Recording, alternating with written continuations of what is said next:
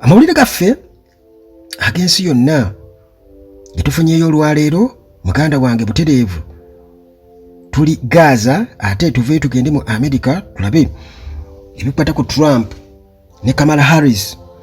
Munnange n'okutuusa kati Abamerika n'Abayisirayiri bakyewuunya n'okwongera okwogera obutonotono olw'obwangu bakkomando ab'akabinja ka Hamas ak'e Gaza bwe bakozesezza ne balangirira omukambwe Yahya Sinwar okubeera nti yagenda okubeera ng'abakulembera oluvannyuma lwa Isirayiri okufutiza Ismail Haniyeh n'emutta.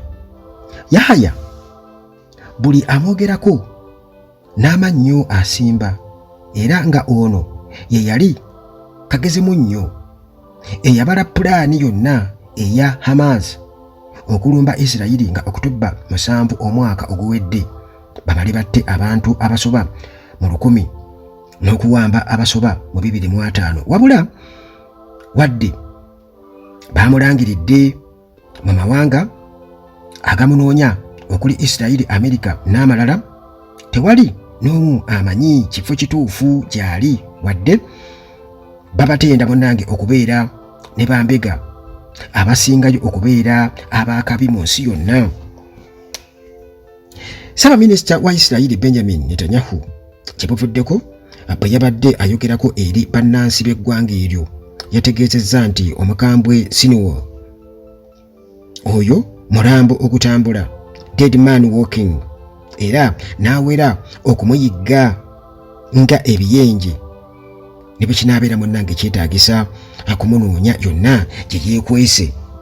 Kigambibwa nti ono yeekwese muzimu ku mpuku n'emikwesese eyo wansi mu ttaka abakambwe gye bazze basima mu luwannanda olw'e Gaza mu Palestine. Sinwar yazaalibwa mu nkambi ey'abanoonyiboobubudamu mu 1962 mu kibuga eky'e Gaza ekiyitibwa Khan Yunis.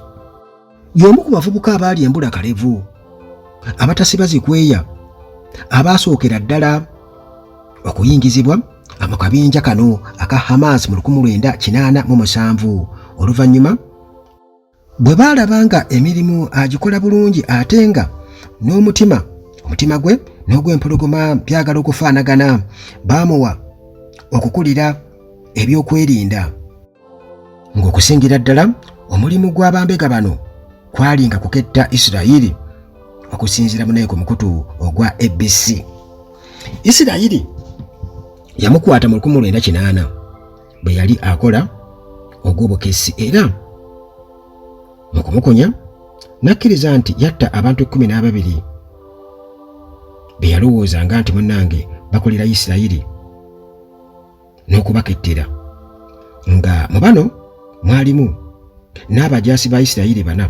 Kino kyaleetera abantu abasinga n'emikutu egy'amawulire egy'amaanyi okwetoolola ensi yonna okumukazaako erya kijambiya w'e Gaza, wabula bwe yatuuka mu kkomera Isirayiri mwe yali emusibidde yalaga bidi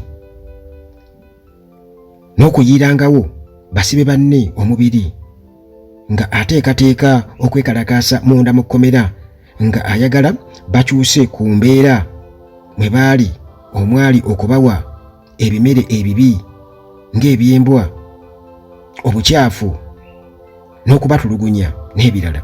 Mu 2011 Sinwar yali omu ku basibe abaateebwa amagye ga Isirayiri ku biragiro bya Ssaabaminisita waabwe Benjamin Netanyahu. Kino kyajjawo olw'okuba waaliwo okuwanyisiganya abasibe, kyokka nga Hamas eyagala abasibe baayo bangi ate ab'ensonga, so si kuta bw'oyinza okuyita bukaceere. Temutuwa bukaceere, mututeere bali abasibe ab'enkizo, era nga ne Sinwar omwo mwe yali, nga muno munnange Sinwar naye mwe yali era n'ateebwa. Bwe yateebwa ekyewuunyisa ate bwe yakoma bwe yatandikira ng'obusungu bwalina ate bulalamu ng'oyinza okugamba mukomera babadde bamulumisa ennumba. Ono yatandikira munnange mu kupanga era natta Mahmoud Estewi nga ono era y'omu ku baali bakulira Hamas. Ab'oku ntikko Siniwo abadde empagi Sseddugge okukutula ddiiru n'okuteekawo enkolagana wakati wa Hamas ne Iran nga n'amawanga agasangibwa mu kyondo kya Buwarabu tagasudde muguluka. Isirayiri omusajja ono Siniwo tebasobola munnange kumwerabira. Abaana n'abazzukulu nabo bayinza okusigala nga bamusomako olw'okubakuba somagiza nga ali wamu ne munne Muhammad Daif ono ow'eriiso erimu abadde tasula mu kifo kumala nnaku 2 naye Abayisirayiri bamusse. Bano nno bakola obulumbaganyi ku Isirayiri emisana ttuku mu Okutobba w'omwaka oguwedde. Muno mwafiiramu abantu 1200 era ne kiggulawo olutalo Isirayiri mwe yakattira bannansi ba Palestine abakunukkiriza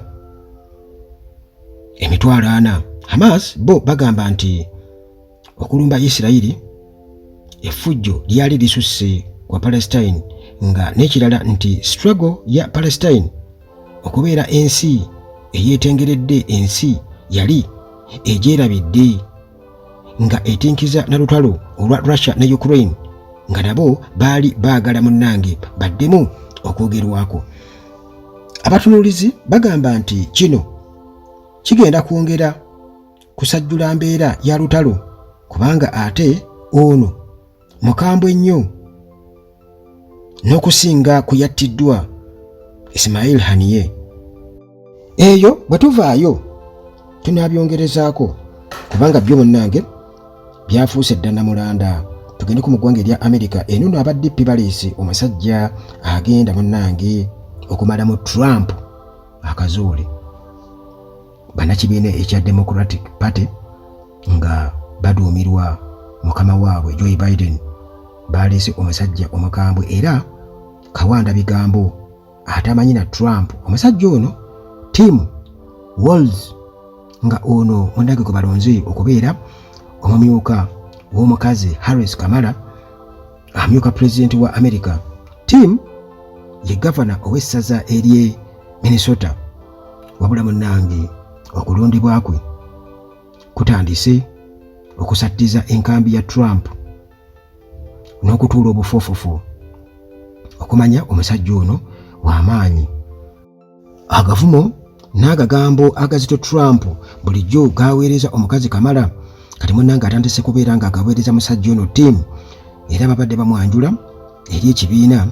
Yagambye nti Trump oyo mumanyi endya n'ensula era n'asoomooza n'omumyuka wa Trump JD Vance nti amulindiridde n'essanyu eri ensusso nga bakuŋŋaanya ebirowoozo ku bye bagenda okukolera Abamerika n'ensi yonna. Omusajja ono ayinza munnange n'okutya okujja mu debate nga atya bw'atyo ttiimu bwe yategeezezza nti ayinza okutya. Trump mu bigambo bye by'olujeregerezo yajereze Kamala nti tamanyi kukubaganya birowoozo mbu olaba awangula President Biden mu debate ey'oku TV olwo Kamala yaani. Trump yagasseeko nti Tim muwagizi nnyo wa bisiyaga n'ababirya nga okulonda aba DP okuli Kamala ne munne Tim eggwanga bagenda munnange kubeera nga balisudde mu bali b'ebisiyaga.